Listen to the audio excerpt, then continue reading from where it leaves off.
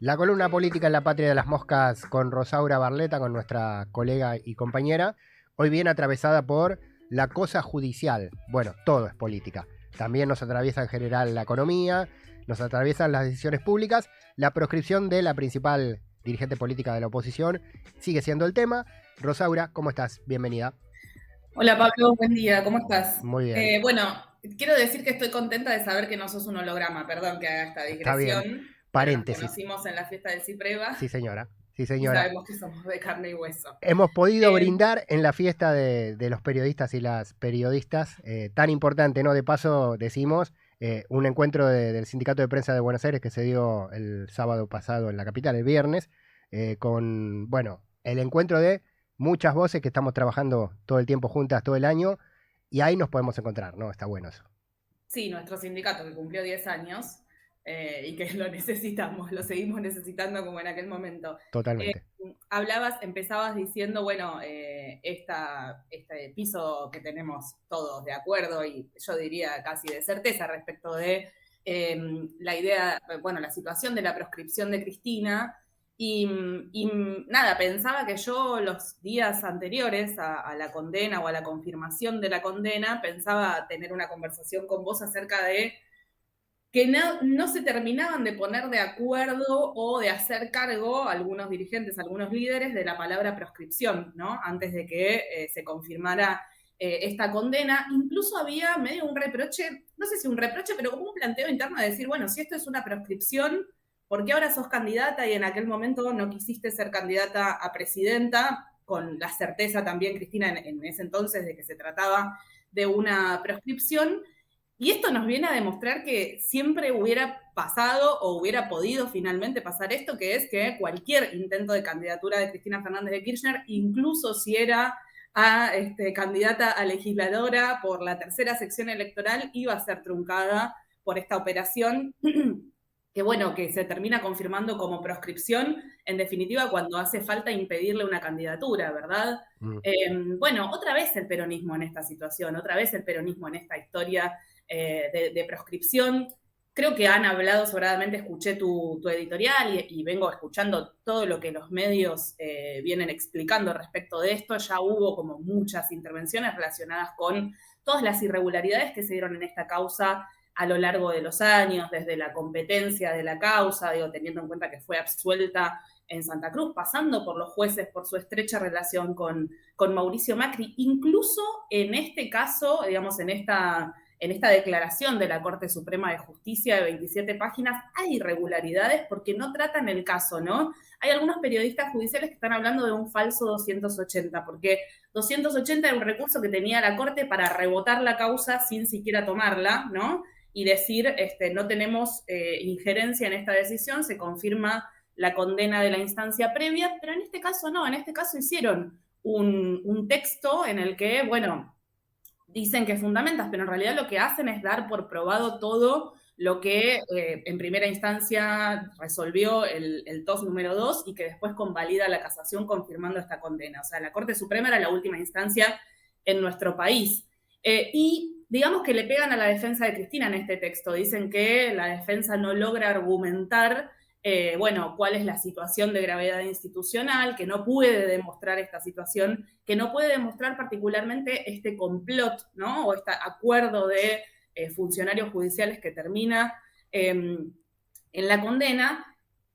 Y hay mucho para decir respecto de esto. Digo, yo parto de hacer la aclaración porque sí me parece importante que no en esta causa, sino en la lectura de la gestión del gobierno de Cristina Fernández de Kirchner, de Néstor Kirchner, hay un reproche posible respecto de la gestión de la obra pública. Lo que no se puede es probar que Cristina tuvo intervención directa en las decisiones, por lo menos las que tienen que ver con esta causa. O sea, tenemos, de hecho, la propia Cristina no niega hechos de corrupción durante su gestión en la obra pública. Lo que obviamente está muy claro es que no pudo haber sabido, no, o por lo menos no podemos probar que pudo haber sabido lo que pasaba en relación a esta causa vialidad.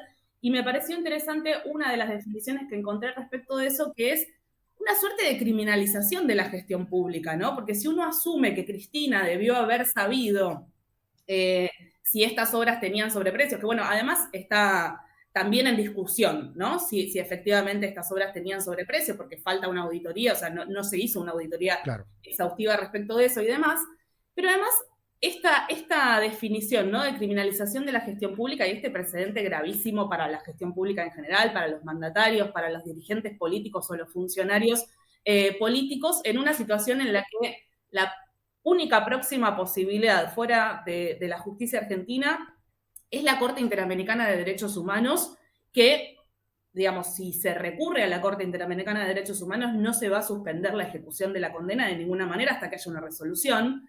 Y la otra instancia posible, que hoy está realmente muy lejos, es una amnistía o un indulto de carácter político, que tampoco suponemos no va a pasar esto, con lo cual, en principio, la condena de Cristina Fernández de Kirchner se va a empezar a cumplir en los próximos días. Yo no tengo resuelto, no sé vos, Pablo, qué pensás respecto de, por supuesto que esto le sirve a Macri, eso desde ya no vamos a ponerlo en cuestión, porque además quienes, bueno, son amigos de Macri, digamos, no hay mucha vuelta que darle. Jugaban al fútbol juntos, sí. Exacto, jugaban al fútbol juntos, al golf, no me acuerdo si al golf o al pádel, varios deportes hacían juntos. Lo que había aclarado Vidal hace unos días es al truco no, pero sí al fútbol, sí al pádel. Y uno asume o encuentra también, digo, por un lado le sirve a Mauricio Macri, por otro lado, a mí me parece poco feliz el análisis, incluso de algunos comunicadores de sectores del peronismo que dicen esto le sirve al peronismo. No hay forma de que una proscripción le sirva a una fuerza política. Yo creo que lo que sucede es una reacción casi física que tiene que ver con la recomposición de un espacio frente a una amenaza externa. No diría que le sirve para nada, y mucho menos a una fuerza política que tiene un intento de asesinato a cuestas de su máxima líder política. Pero sí vamos a poder ver, supongo yo, o espero en los próximos días, una suerte de recomposición política de la fuerza del peronismo. Pero yo preguntaba, o decía en realidad, esto le sirve a Macri, no tengo resuelto tanto más, porque yo no sé si esta situación política tan inestable, con un gobierno tan inestable, no se puede llevar puesto también a este gobierno. Y además, yo hablaba de una suerte de reacción física del peronismo en términos de recomposición, que me parece que no hay otra alternativa que empezar a ordenar y a organizar. No sé si termina, o sea, no estoy segura de que esto termine de resolver la interna del peronismo. Parte sí, por supuesto que parte sí, porque hay algunas cuestiones que son casi intuitivas. Sin embargo, nos encontramos con, hoy escuché a la senadora Anabel Fernández Sagasti, alineada, digamos, en la interna del peronismo detrás del sector de Cristina o de la Cámpora, que ya en su análisis dijo, esto sería diferente si no tuviéramos una elección desdoblada, porque no tendríamos una candidata en soledad enfrentando esta situación. Con lo cual, la interna está. O sea, no solo me parece poco feliz, porque no es muy agradable decir que le sirve a una fuerza política que proscriban a su máxima líder, sino que además no estoy tan segura de que las dialécticas del peronismo en el próximo tiempo sean efectivamente virtuosas para la fuerza política. Sí. Además, Rosaura, los que están afuera, caso Guillermo Moreno, fue prácticamente el primero en dejar todo de lado y asistir al lugar de los hechos, a la casa de Cristina, a buscarlo, yo creo a buscar los votos, ¿no? Una parte del peronismo no quiere a Cristina, pero sí quiere sus votos, y que Cristina esté fuera de la cancha es la oportunidad de, ahora alineándose con ella, pero con ella afuera, de buscar esos votos, ¿no? Me parece que pasa por ahí también. Sí, y también le han hecho preguntas a Axel Kicillof en las pocas entrevistas que dio desde anoche hasta hoy. Me sorprenden estas preguntas, me pregunto honestamente de dónde viene esta curiosidad, porque a mí me parece un loco el planteo de esta posibilidad, que es esta posibilidad de que Axel Kicillof cambie el calendario electoral de manera tal que las elecciones a nivel provincial en las que Cristina iba a ser candidata se pospongan un poco más para ver si todavía hay margen para lograr algún tipo de acción política que desemboque en un indulto o algo así. Esto me parece, digo, cuando Kicillof lo escuchó también, dijo, como esto es rarísimo, yo no podría decir que voy a hacer una cosa así especulando con la posibilidad, pero además, y a mí me interesa si querés que intercambiemos un poquito sobre esto, que es lo que Cristina dijo ayer, una vez que se confirmó la condena a 6 años que va a tener que cumplir o empezar a cumplir en los próximos días hábiles porque es una candidata, bueno, ya no es candidata, es una líder particular, es una líder moderada, por decirlo de alguna manera. Ayer en Gelatina, antes de que se confirmara la condena, entrevistaron a Florencia Cariñano, creo que es el nombre, que es la de Cállate vos gato, se va a pasar a la historia por esa maravillosa frase, y ella decía, por ejemplo, que cuando fue el intento de magnicidio de Cristina Fernández de Kirchner, no se armó el quilombo que dice la canción, si la tocan a Cristina, ¿qué quilombo se va a armar? Porque Cristina pidió que no se desmadrara en términos políticos la reacción al intento de asesinato. Y ayer, cuando Cristina salió a hablar, y a ver si vos interpretás lo mismo que yo, porque es una sutileza, pero me parece que fue, si uno entiende sus posicionamientos históricos y más o menos su forma de expresarse, me parece que fue clara en este sentido, que es una pregunta que todo el mundo se hacía antes de la confirmación de la condena: ¿qué va a hacer el Partido Justicialista en las próximas elecciones? Y a mí me dio la sensación de que Cristina saludó que el Partido Justicialista avanzara hacia las próximas elecciones con los candidatos y las candidatas que estén en condiciones de presentarse. O sea, nos encontramos en una situación institucionalmente gravísima, en la historia del peronismo tristísima, en la historia de nuestro país y la democracia de nuestro país realmente muy peligrosa, pero tenemos a la víctima de esta situación que tiene una posición relativamente moderada, que no juzgo, pero digo, tratemos de pensar hacia dónde va esto, en relación, por ejemplo, al panorama electoral que se viene en los próximos meses. Otra cosa que me pareció interesante respecto de lo que dijo Cristina ayer es, ella señaló, y viene señalando hace mucho tiempo, 100% al poder económico detrás de esta sentencia. De hecho, trató de monigotes a los jueces de la Corte, a Milei, en fin. Justamente ayer por la mañana, en ETHER, que es la escuela de periodismo donde laburo, se presentó, bueno, fue Alejandro Berkovich a presentar su libro, Los dueños del país, o algo así se llama, El país que quieren los dueños, que es un libro que analiza, digamos, a la clase empresaria argentina y en particular a las 50 personas más ricas del país. Y Berkovich explicaba que estos 50 dueños del país, ¿no? Si uno hace una síntesis, desde 2020 para acá, o sea, desde la pandemia para acá, incrementaron su patrimonio en un 70%. Mientras todos nosotros nos empobrecíamos, ellos prácticamente duplicaban su patrimonio. ¿Por qué traigo esto? Porque si esto es una operación en la que tiene un protagónico el poder económico real de nuestro país, no es que no quieren perder, es que quieren más. Sí. Quieren más en términos económicos, pero además quieren una sociedad más jerarquizada. Quieren que levantar la cabeza para un trabajador sea para recibir una cachetada. No quieren ganar plata, quieren aprovechar un viento a favor para ganar mucho más que plata, ¿no? Para ganar también en tanto clase dominante, en el sentido más estricto de la palabra dominación. Y me parece que esto es algo que vuelve todavía más sórdido este proceso que estamos empezando a transitar, porque más allá de que sentimos que hace mucho tiempo venimos sufriendo, esto es un punto de inflexión. De aquí hacia adelante tenemos que ver con qué nos encontramos. E insisto, para mí, con el ojo puesto sobre todo en que Cristina Fernández de Kirchner, además de ser la víctima de esta operación, va a seguir siendo la dirigencia del peronismo. Uh-huh. Y la respuesta orgánica del peronismo a esta operación va a estar tamizada también por la posición de Cristina Fernández de Kirchner, que, creo yo, de un tiempo a esta parte ha encontrado cierta seguridad política,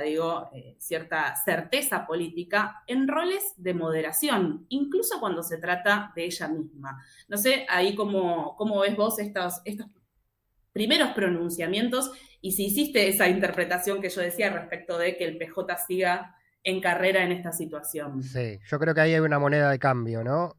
Domiciliaria por calmame la calle. Está puesto arriba de la mesa de la discusión, o eso piensa el gobierno nacional, por ejemplo.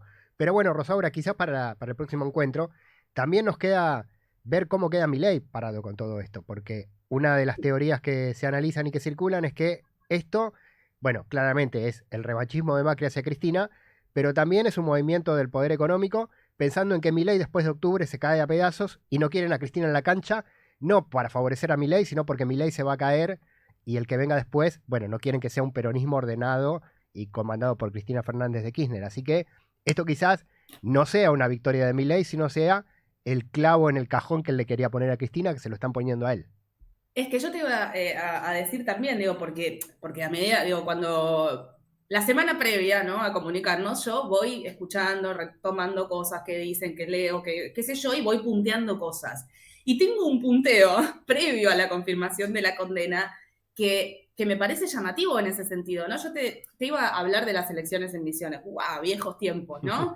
Y te iba a decir, che, la Libertad Avanza está creciendo porque Rovira, que es el dirigente de Misiones, que digamos que tiene la hegemonía hace décadas, salió primero, pero salió primero con un 28% frente a un candidato de la Libertad Avanza que sacó más del 21%. Y estamos hablando de un líder que además le fue muy funcional al gobierno de Milei. O sea que estaban ahí disputando, digamos, tajadas, espacios aliados. Esto significa, que la Libertad Avanza le haya podido comer votos a Rovira, significa que pisa fuerte, que hay un compromiso hacia la Libertad Avanza. Por supuesto que no. De hecho, es bajísima la participación electoral de las próximas elecciones. O sea, si nosotros sacamos porcentajes en relación a todo el padrón, nos encontramos con resultados del 10-12%. Es decir, que realmente la Libertad Avanza venía creciendo con unos niveles de tambaleo muy importantes frente a la mirada de que las otras fuerzas parecían relativamente más débiles. Por supuesto, excepto el caso del liderazgo de Cristina Fernández de Kirchner, y no en términos de votos, sino en términos de solidez política y de historia de intervención política y de gestión. Digo, después está por verse o estaba por verse en términos electorales qué resultados podía tener. Pero la Libertad Avanza estaba teniendo avances a pasitos muy, muy, muy pequeños, y un escándalo institucional de estas características no necesariamente le sirve en particular a Javier Milei. Como vos decías, también después de las elecciones es posible que Javier Milei se desmorone. Y otra cosa que decía Alejandro Berkovich en la charla de ayer es, sí, los 50 dueños le están buscando reemplazo a Javier Milei para octubre, entonces probablemente en ese escenario es mejor que Cristina Fernández de Kirchner no esté. Análisis de Rosaura Barleta en La Patria de las Moscas. Columna política, todo es política, y esto, la justicia también, está atravesada por esos intereses políticos y económicos. Rosaura, muchas gracias, nos encontramos la próxima. Gracias, Pablo, un abrazo. Columna política, con todo el análisis, aportando más ideas, miradas, retazos de una realidad que se construye con todas las aristas que tiene el tránsito que está sucediendo en la República Argentina. 11 en punto. Partimos el programa con la tanda correspondiente y arrancamos ya la segunda hora. Vamos hasta la 1 de la tarde en las radios de Cruce.